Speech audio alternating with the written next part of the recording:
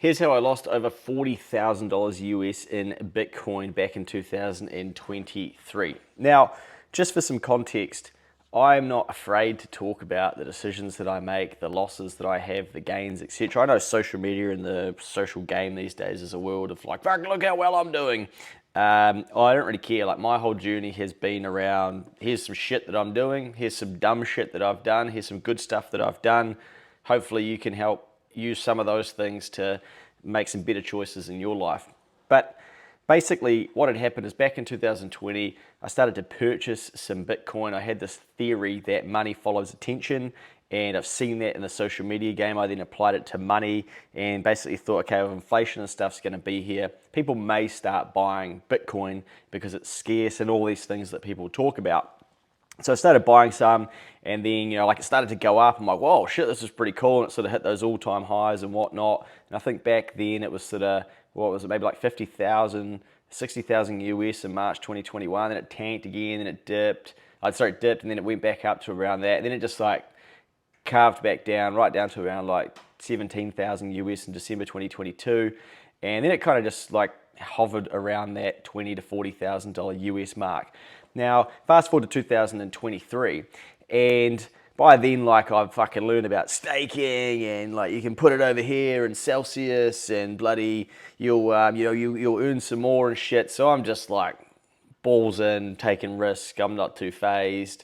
And then like Celsius goes under. I was even given the heads up on that. Probably take your cash out. I'm like, I might just kind of see what happens. So like I like taking a fair bit of risk, and so I'd lost some Bitcoin and stuff through Celsius going under, and I got a portion of that back. But anyway, because in New Zealand, when you buy and sell crypto, you have to pay tax on it. So I basically sold some when the market was lower in May 2023. It was actually April 2023. It was zero point 0.4 of a Bitcoin, so that I could go overseas. Great idea. Anyway, where did I go? Vegas. Fucking hell, we'll get to that. But basically, I kind of knew I wouldn't have many tax implications because the market was so low. So I thought, I might sell some of this Bitcoin and this Ethereum type shit and just turn it into cash. And anyway, I go for this trip of a lifetime with a couple of my mates. We go to the Kentucky Derby, fucking outstanding, 110,000 people at the races one day, 150 the next. And why I sold that to help fund that trip was that I was just like, I was kind of fully invested with, or fully deployed as I like to say, with all of my ammunition. And I was like, okay, well, that's probably the fastest stuff to take off the table. I don't want to sell some shares and stuff. So for some reason, I decided to sell this crypto. And anyway, like, I go and have this amazing time, and I come back, and I'm like, I'm going to start buying it again, like every week. And then I'm like, why the fuck did you sell it then? If you're going to then go over there, use that for your spending money, and then come back and start buying it again. And obviously, you know what's happened since, or some of you may, but just looking at this and behind the phone here, or the camera, sorry, 104,000 US at the time of recording. So I pushed off 0.4 of one to cash out some cash and have some money, and I think it might have given me 20 grand. Well, that 20,000 New Zealand is now worth around $76,000 if I didn't sell. So foolishly, like, I come back and then I start buying, and then I'm like, then it starts to rocket, like it really started to rip up. So what did I learn through that? It probably took until 2024, and I'm reading this book, and it was about people who are retiring, and it was talking about always having a cash lake.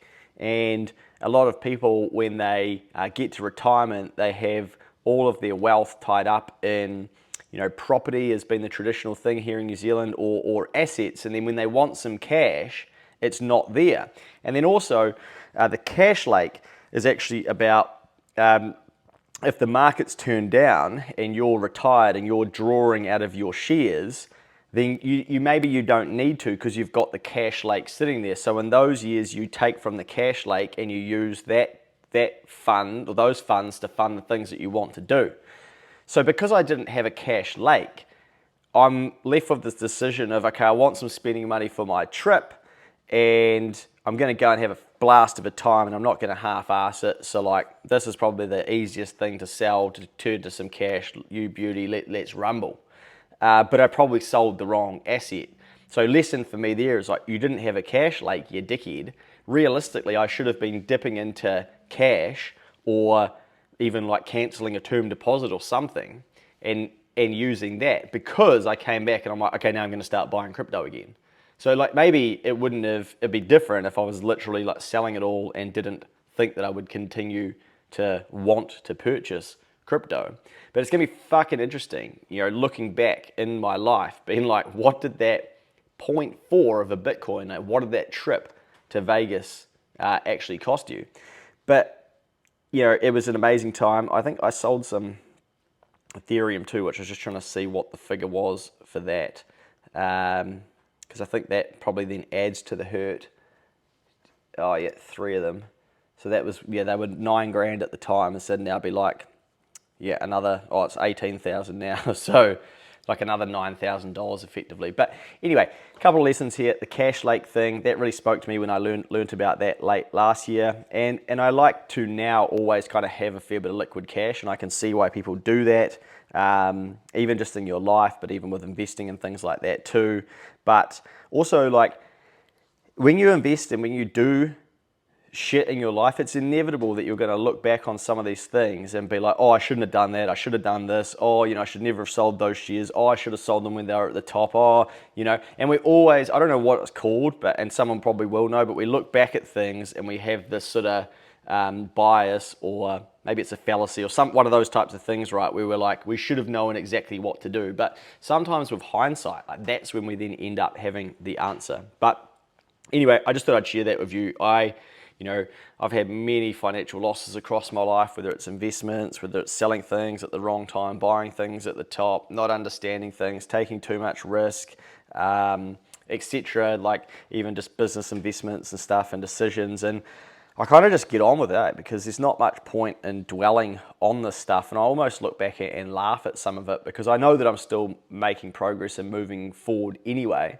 But I do think that we kind of live in like a world of everyone's killing it and no one's making mistakes and stuff, and I'm just not that person. I get skinned like every year on different various shit, but one thing I try to do is take violent action, and like so much action that it won't matter too much in the scheme of my life, because I will have I've taken enough action to outweigh the stuff that can go wrong. But other people would say, well, man, you sold 0.4 of a Bitcoin, like that's a major mistake, you goose. And maybe when it's at 10 million bucks, should it get there, it'd be like, fuck, that really is one of those decisions in your life that you're going to end up regretting. But hey, like, there's not much I can do about it now. I came back and I started buying Bitcoin to try and build it back up. But yeah, rookie stuff. Anyway, no doubt you've probably had some mistakes in your life financially as well. I think we should all be a bit more open to talking about some of that stuff, rather than trying to pretend that we're all these fucking heroes that never get anything wrong. I'm not saying you should buy Bitcoin. Just to cover some things here, I'm not an investment advisor. I go and learn about things myself and then decide what I'm going to do with my money. I'm willing to take risk. I'm willing to get things wrong. I don't know all the answers. I don't know heaps of stuff that you'll probably know, but I just stick to the things that I can accept, that if I get it wrong, it's on me, and I'm not then going to blame someone else, because I had years living like that and it doesn't work. It's just boring and it's just never ending.